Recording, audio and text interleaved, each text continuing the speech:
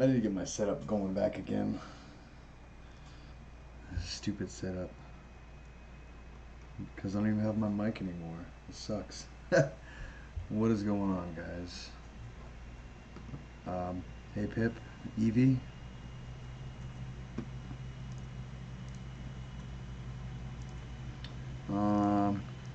See if we can get some more people in here, but I figure we'll do some creepy stories.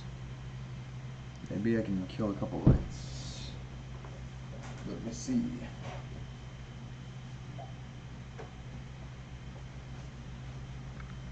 Whoa. I don't know if it makes it any better, but I feel a little better about it. So how have you two been? Pip, how's your day going?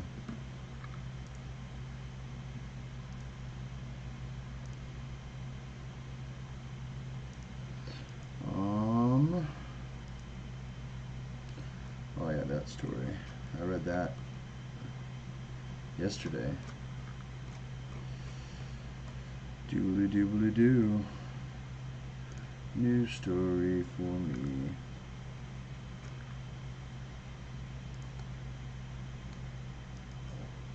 Can Dad cure my gender dystrophia? No. But watching my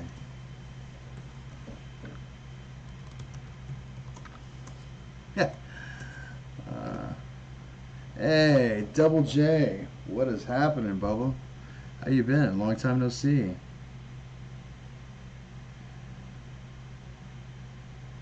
Beer arcade.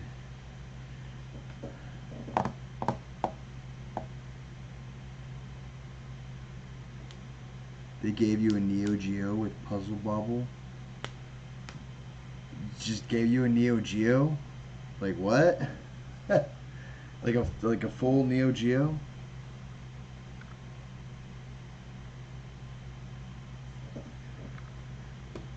Brewcade? Why does that sound like a lot of fun?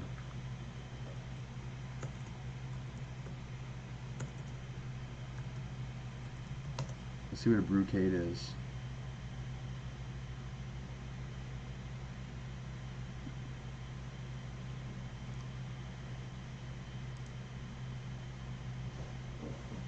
Brewcade SF. Oh, pop. My dang elbow wants to pop, but it's not. It doesn't want it. It needs to pop. Oh, there it goes.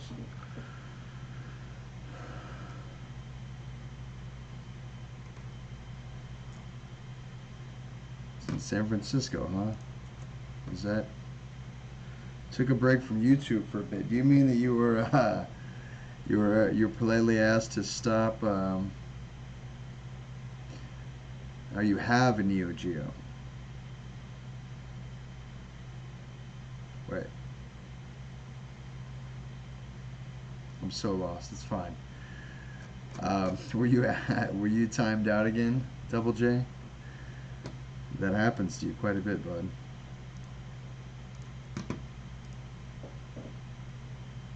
Misanthrope. Not so much. The Tavern on the Borderlands. 20 minutes. Nah.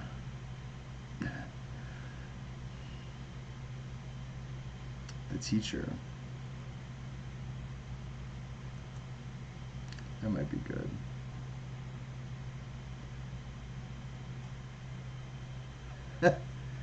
You'll be alright, Evie.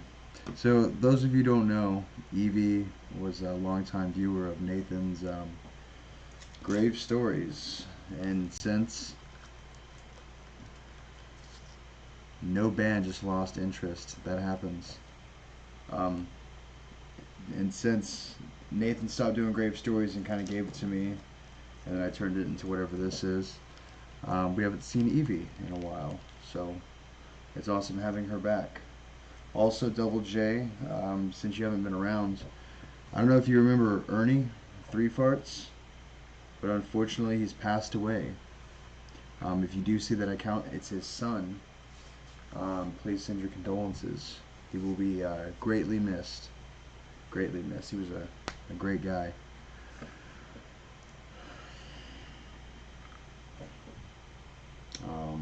Anyways.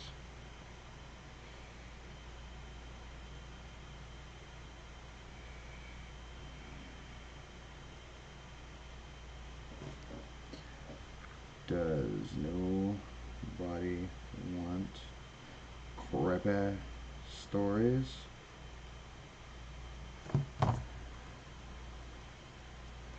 Alright. Yeah, rest in peace, Ernie. Yeah, really good guy. You'll see pictures of him in my Discord. In the treehouse, I believe, if you scroll up. Yeah, so, here you go. This is... Come on, focus. That's him with some breathing tubes. That's him with his grandchild.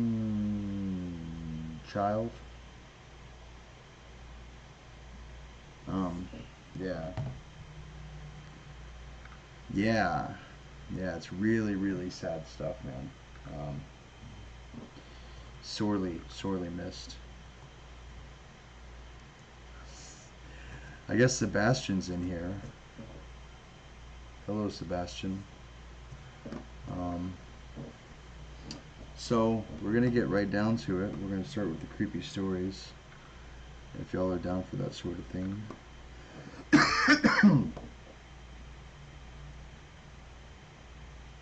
That phlegm came out of nowhere. That was... that was disturbing. But, this one's called The Teacher.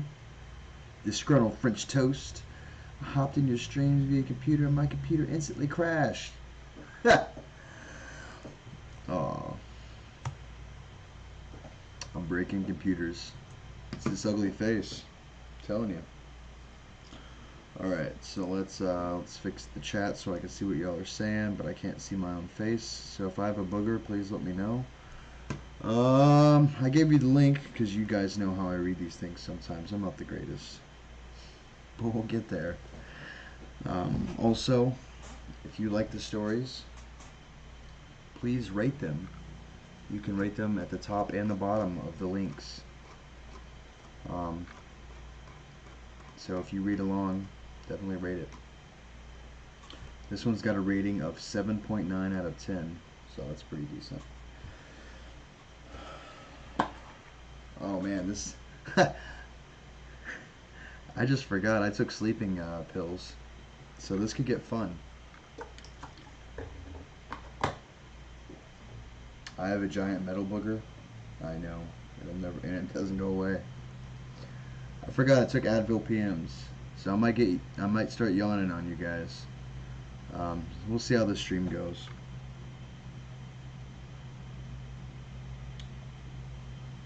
I forgot.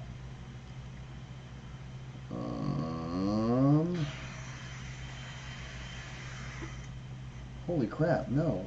Volume down, stupid. What? I got to get to bed, work in the morning. We'll see you around 10:04, Bubba. Well, alright, so this is The Teacher. Hello. I've just escaped death, and from what I can tell you, I am one of the 3 to do so at this point in time. I've had to relive 1 year of my life in order to do so, thanks to the teacher. You see, I was dying. I had a tumor in my brain, and I had been living in a hospital for the last 3 weeks. Doctors had discovered that it had gotten too large to surgically remove without killing me or having severe brain damage. So I accepted dying without operation. Hey, alligator. As I was laying there, I thought about how I was going to die. So I tried to make the best of the situation. I asked for a phone and tried to call my brother and parents over. I was going to make a will. I'm trying to take my dang socks off. I was going to make a will, even though I didn't have much. The nurse said that she got a busy signal from both my parents' numbers and my brother. Not thinking of anyone else to call, I just lied there, thinking of my fate. Would I go to hell or heaven? Would I be reincarnated? Would I just die? I couldn't think of much else. So then I just got quiet and went to sleep. I woke up to find out that today was an estimated day I would die. So they asked if they should call my family again. I said yes, and so they did. When the nurse left, I suddenly got a flaming pain on my head and started to yell out in pain. As I was about to black out, everything stopped, even time. And then she showed up. A woman that I had never met prior to this day was standing in front of me. I hadn't seen her come in, nor did I see her, nor did I hear her. She introduced herself as the teacher and asked me to follow her. I didn't notice I wasn't in the hospital before she asked. I also noticed I no longer had a pain in my head like I had before. I immediately asked why, and she just stayed silent. She was pretty. She looked young, maybe in her early 30s, but she made me feel strange, like she was going to try to seduce me and kill me, like in one of my secret agent movies. As we approached our destination, she slowly began to hunch over and become more like a corpse, or even some form of a gargoyle. She turned to me and told me she was going to save my life, so as long as I make my current one better. I agreed, not knowing I was making a deal that I would regret. I suddenly wake up in my house exactly 1 year ago from today. I of course thought that I had some sort of nightmare, that I had never had any tumors, that I had never died, that I never saw her standing next to me. She looked grotesque now, but I still had time. I still had some of the features of the lady she used to be. She looked like her face was smashed in. She was pale. She had multiple gunshot wounds. She was missing part of her right arm. She had tire tracks on her.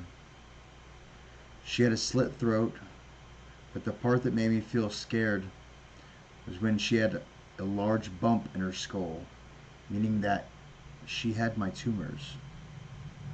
"Thank you," I said. "Did you really just heal me of my tumors?" "Yes, in order to live. All you must do is to make your life better. If you can do that, you may live," she responded in a raspy, gurgly version of her original voice. You know, if they said that before, whatever. I got out of my bed and began to my morning routine, and started my first day by almost getting hit in the face by a basketball. Nope, baseball. I yelled at the kid who threw that and scared him off. Then a pigeon crapped on me. The entire first day was filled with bad things happening to me and getting upset about them. How was I supposed to make my life better if everything makes it worse? After about 3 weeks, I was mugged. I had about $300 in my wallet, not to mention credit cards and my ID. I was shot in the foot during the process as well. I then saw her again. She had been showing up recently, and I didn't know why. I assumed that meant I was doing the right thing, but I couldn't do anything after being mugged, so I just ignored her presence and left.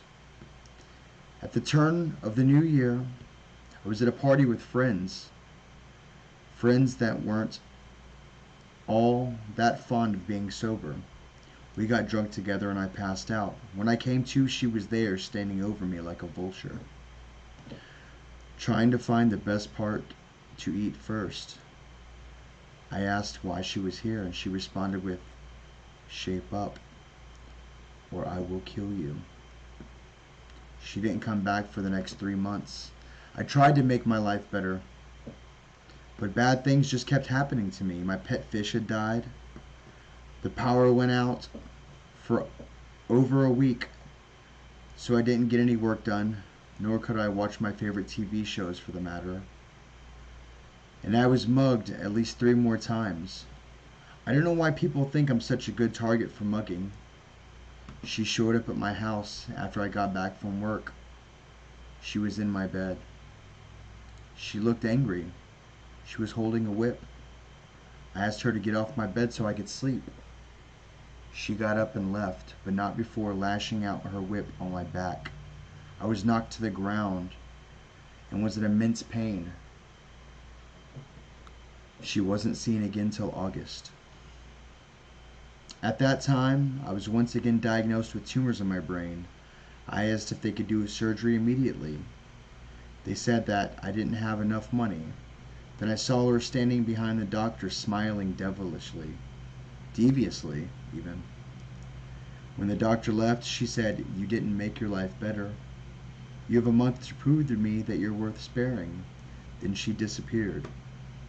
I was in shock. I was really going to die. I realized that my life was filled with hatred, laziness, greed, and depression. I needed to fix my life before I ended. So I immediately ran out of the doctor's office to try to do things to redeem myself. I donated money to the charities. I worked at a homeless shelter. I got even more work done at the office, and I swore off drinking for the month. However, when the tumors got too big, I wound up in the same situation as before, lying in the hospital bed, 1 day left to live.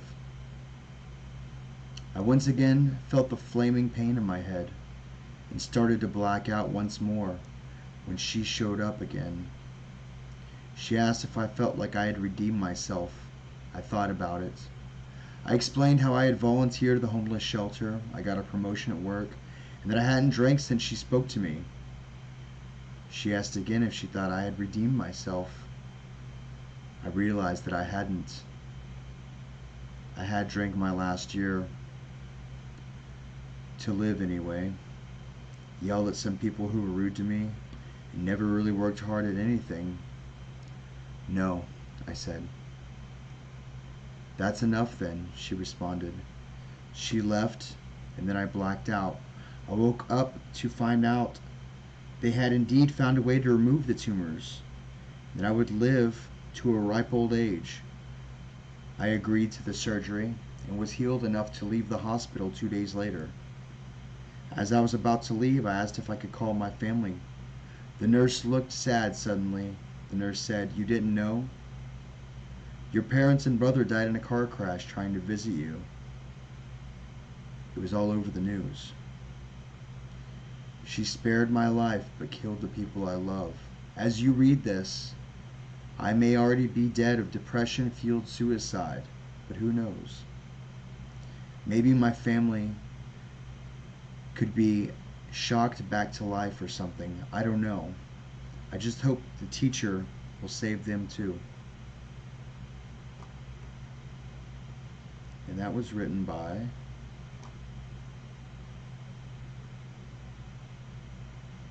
Lee Holt.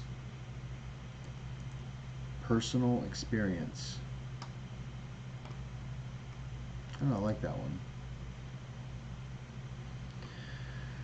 Did y'all like that story at all?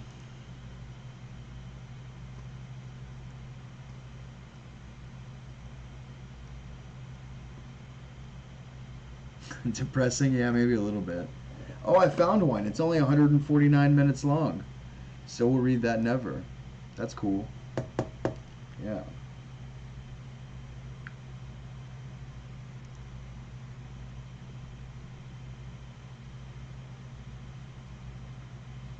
Starting on a real high note. You? Are you getting high on my stream? I mean, that's fine.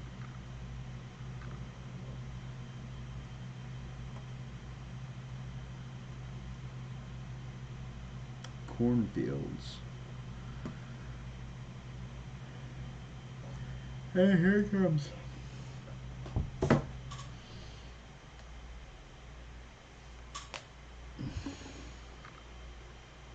Hey, Gil. How you doing, bud?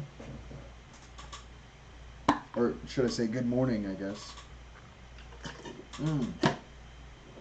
Good afternoon, Gil. You crazy vampire man.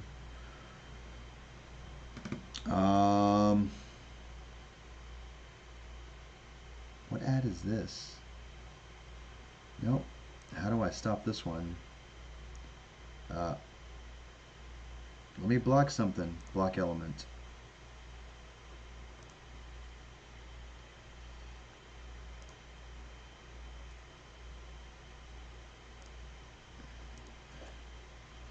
Let me block this element.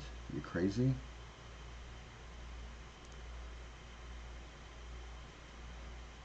Oh, you just went crazy on me, didn't you?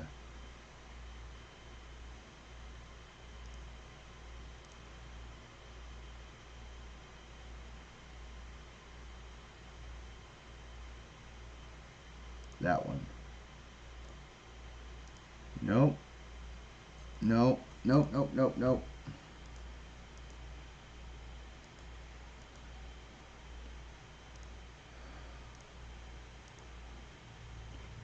Holy crap, ad block is going insane right now.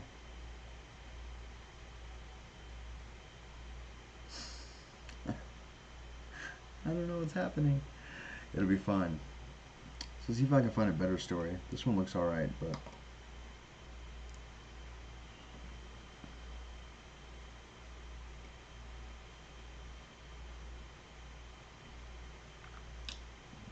Boppy? Well, that sounds nice. Boppy the Clown.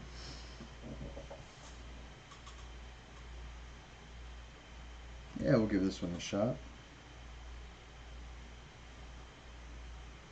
Oh, yes, turn on ad block.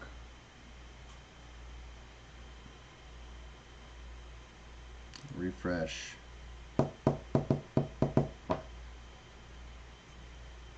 There it goes.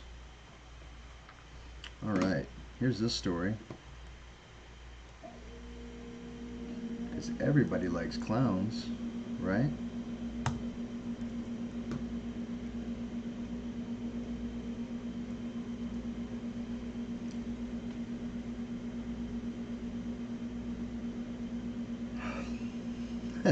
Should not have taken those Advil PM. That's fine. Her name was Boppy.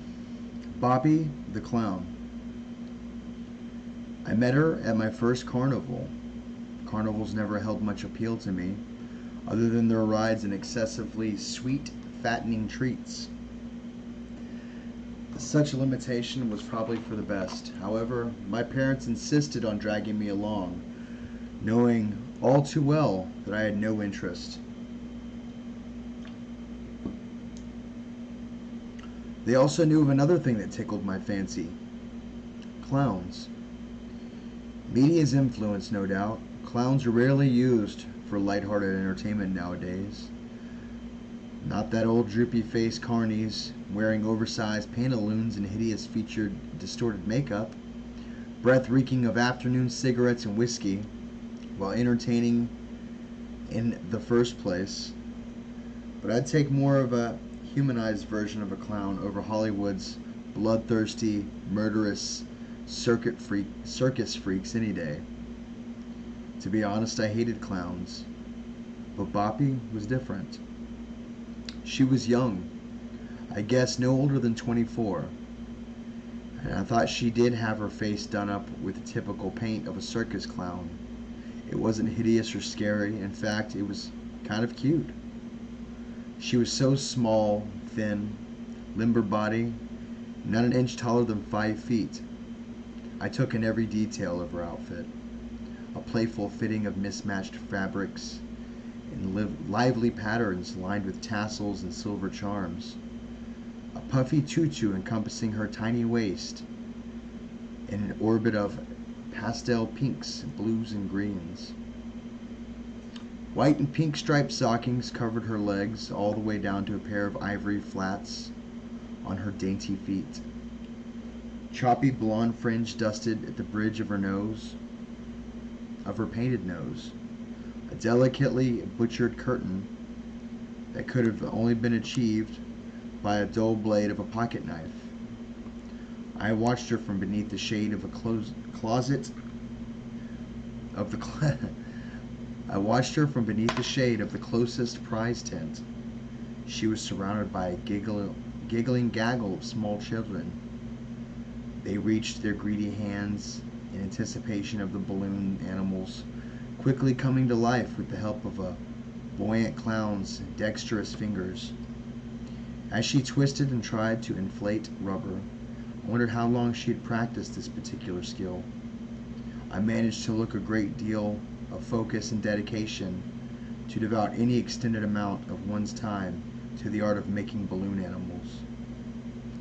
By glance of glittering hoop, deck of cards, and various assortments of ribbons, juggling balls lying at her feet, I figured she had more than just one trick up her sleeve. Yes, I hated clowns, but Boppy was different, and she noticed me, same as I noticed her. I didn't expect. I was just a patron like any other, clumsily waltzing through the maze of tents, kiosks, and food caravans. Maybe she felt me staring at her, a strange figure lingering a bit too long beneath the tent with a game they had not spent a single penny on. Personally, I thought my hiding place to be flawless. Even still, she saw me. My heart raced as she waved off the children's influence and made her way to the prize tent. To me, her steps were light, graceful. I noticed a slight skip, another quirk of her bubbly nature. My skin tingled with the buzz of my nerves. Hair stood on end. I considered running, but it was too late.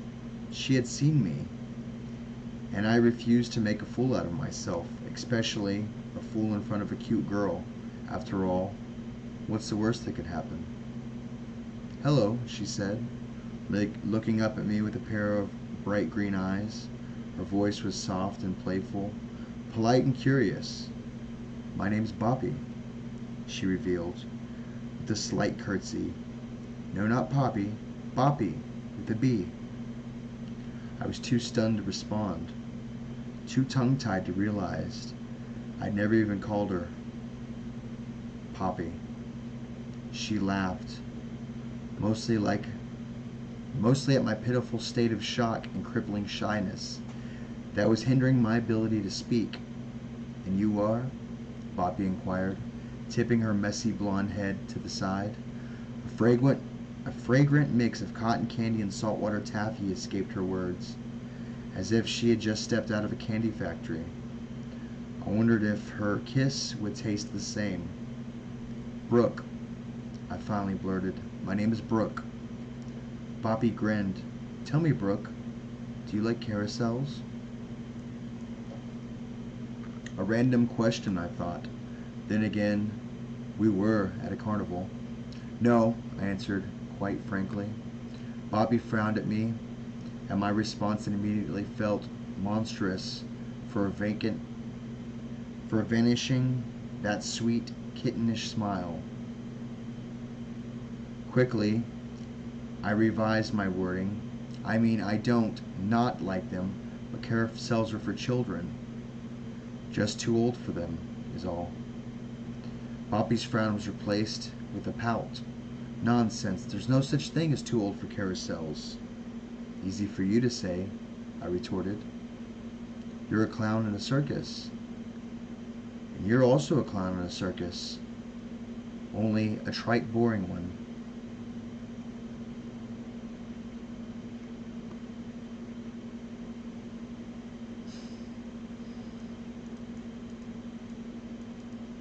"That's probably the most white trash fancy thing you've ever said, David." I bit my lower lip, unable to think of anything witty or combative. She wasn't wrong. Before I could say anything, Boppy reached out a petite hand, wiggling her multicolored fingernails. Come then, Brooke, let me show you the magic of a real circus. Hey, Otaku. I wasn't hesitant to take her hand. Long before she led me through the labyrinth of twinkling lights and weathered tents, their faded shapes serving as battle scars from the carnival's continuous travels. After winding our way through the galloping children and Friday night lovers hugging their tokens of their tokens of stuffed animal affection, we arrived at the carousel. In truth, I didn't expect it to be so impressive. A small carnival meant small attractions, nothing too extravagant and time consuming, but the carousel was undoubtedly the star of the show. Bridled horses of all breeds and colors reared, whinnied and trotted, the momentum of their muscles carefully detailed on their sculptured forms.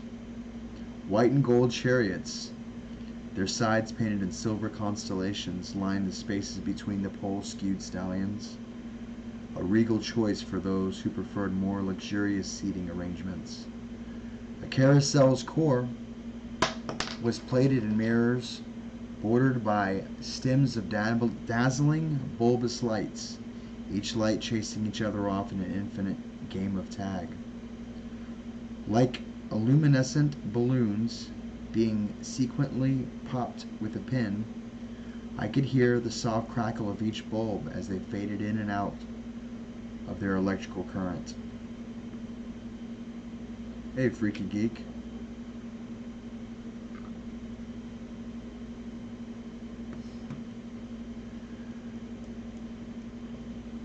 There was only one thing about the carousel that put me off.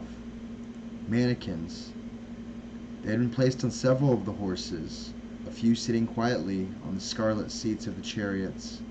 They were crudely painted, and all of them lacked faces.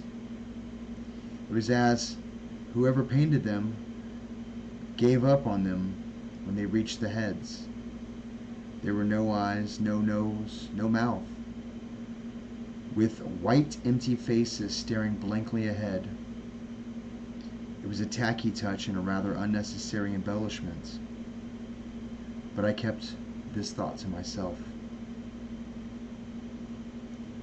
My trance-like study was broke by Boppy tugging excitedly at my hand. Come on, she pulled me to the open gate as we climbed in the carousel's deck, weaving through the majestic parade of lifeless steeds and their faceless riders.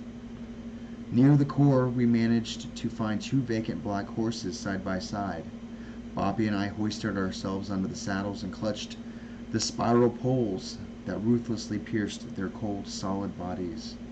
Hey, I said, why isn't there anyone else on this ride? Or in line, for that matter? I was too engrossed in the carousel's appearance to notice before. But it seems as if there wasn't a single other soul for miles. The laughs, screams, and ambient bustle of the carnival had faded into unusual silence.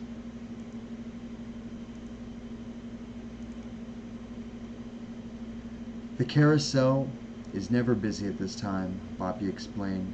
Sadly, too many trite and boring clowns think they're only for children. She winked and stuck out the tip of her tongue through rows of pearly teeth. I smiled, rolled my eyes, and pushed my suspicions to the back of my mind. It's just a carousel, after all. What's the worst that could happen? Creaking, strong and vibrating, the turn of the rusted gears awakened from years of unused slumber. The grand stampede of horses began to move, slowly one by one, up and down. Tell me, Brooke, Boppy started, her voice now low and sultry. Do you like the carousel? I nodded. Boppy smiled. This is the magic of a real circus, she said, under the warmth, spinning canopy of lights and mirrors. She leaned over and kissed me. I was right. Her kiss tasted like cotton candy and saltwater taffy. If I thought carousels were only for children before, I sure felt like one now. Giddy, lighthearted, careless of the world around me. I looked over at Boppy, and her bright green eyes looked back at me through her choppy blonde hair. That smile, that sweet, kittenish smile, would be the last I'd ever see of Boppy the Clown. As the carousel quickened in pace, making its rounds and glittering whirls, I felt it. It started in my legs, this sudden paralysis. Then up my arms, hands, chest, neck. The last to set in stone was my face. I couldn't move a muscle. I could barely breathe. I tried to scream, but my lips were shut tight, fused, unable to part. I realized that not only were the mannequins tacky, they weren't mannequins at all. I was panicked. I was terrified. I couldn't move. Boppy was gone, and I was all alone. I don't know how long I'd been stuck there. I could only look straight ahead. Earlier, I could have sworn I heard my name called several times. It has to have been my parents. Again, I tried to scream, to call for them, for anyone, but I couldn't. It was the last time I ever heard my own name. I'd never see my family again. They'd never hear any more complaints about how much I hated clowns, how carnivals never held much appeal to me other than their rides and excessive sweet, fattening treats. I was alone. I never saw Boppy again, but I heard her several times. She had been hauled along with the rest of her frozen, faceless victims through various towns and cities. Every time, I would sit and wait for someone different to come on the carousel, and every time, she was with them. Tell me, Boppy started in her low and sultry. Do you like carousels? I could still smell the fragrant mix of cotton candy and saltwater taffy. See that sweet kittenish smile. That grand stampede of horses began to move slowly, one by one, up and down. This is the magic of a real circus. That one was wordy as hell. I don't know if I like that one. I mean, it was good, I guess.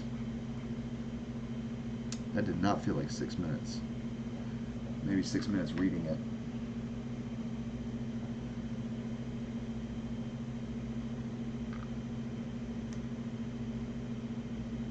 We got 11 people in here.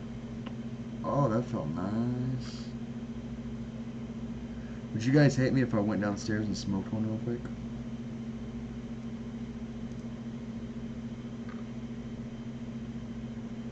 Class clowns. David's the circus leader. How are you? Oh, bud. You're a clown. Well, we love clowns.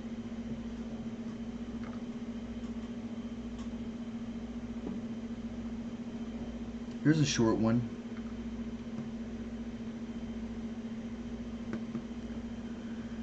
Keep your earphones in. Yeah, keep your earphones in. Once again, if y'all like any of these, go ahead and rate them. Or read along and finish the story before I can even get out of the first paragraph. I had this habit of listening to music through earphones while I work. I think a lot of people do. It even made me sort of enjoy studying, which was a valuable asset to me as a pre-med major. I may have noticed the past tense and wondering why I stopped listening through earphones. Why you might even be listening to music while reading this right now. Did I read this before?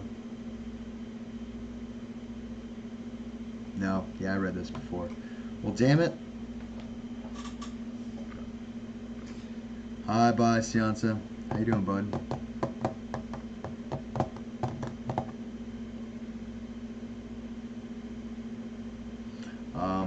I'm gonna go go burn one, so I'm gonna put some music on, and I will talk to y'all in the doobly doo here. So, uno momento, por favor.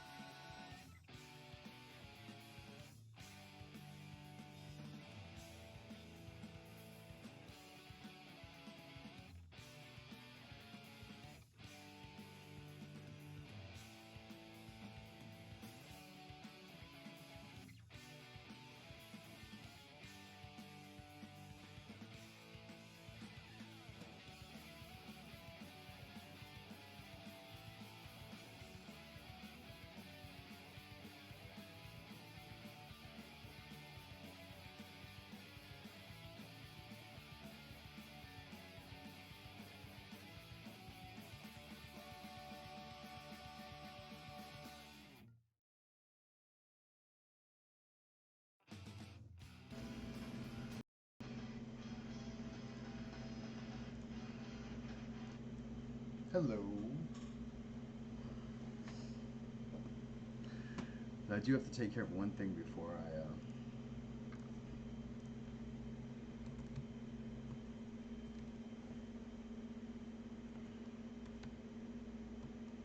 gotta add a couple nights to my stay. That one. Next. Oh, jeez.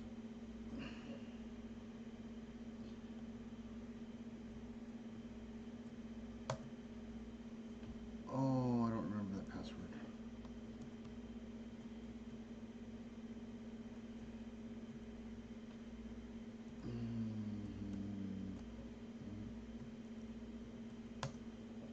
Work, work, work. Ah, God damn it.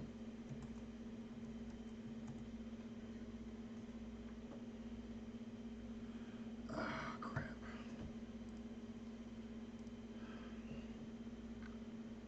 Let me check my passwords. Got a text from somebody.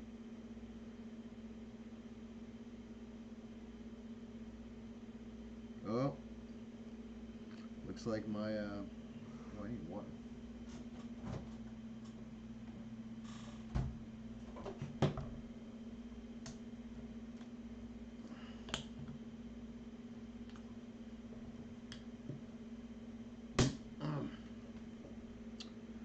How are y'all doing? You've got 2 Ataris.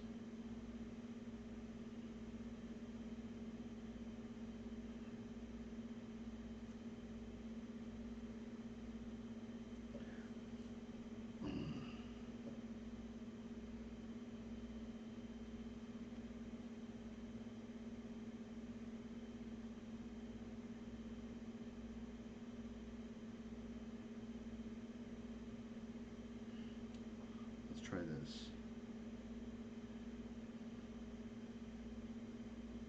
Nope. That one.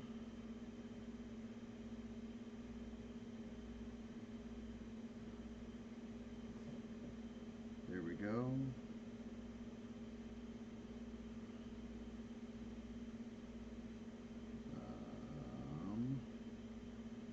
Work, work. God.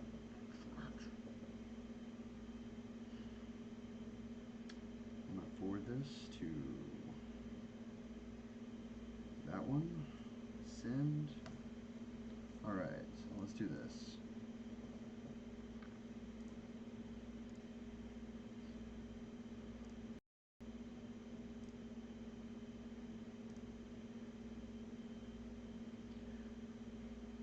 Looks good, whatever.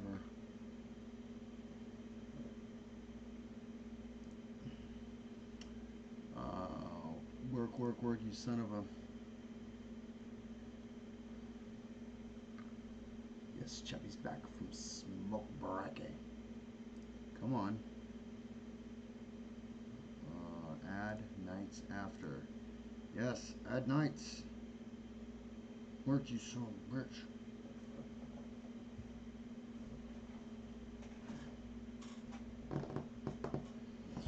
I know, I'm sad. I had the best PS2 collection. I sold it for an Xbox 360. And I sold that for a PS3. ET sucks. F you. James. We don't talk like that in here.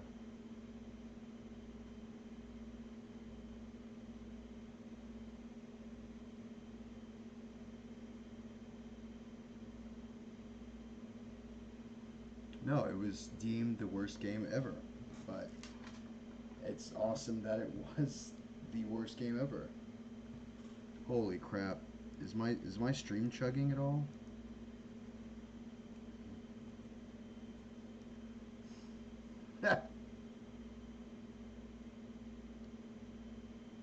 James is dead. Don't die, James. Don't die. Come on, work, you son of a...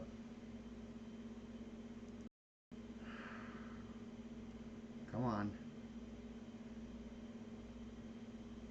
Oh, we're actually dropping frames.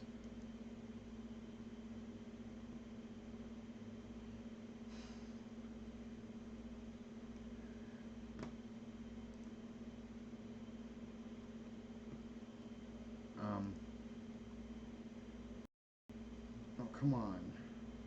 Come on. Yes. Yes. Oh, you son of a bitch, you just had it. You just fucking had it. I'm gonna have to go downstairs a little bit and extend my stay.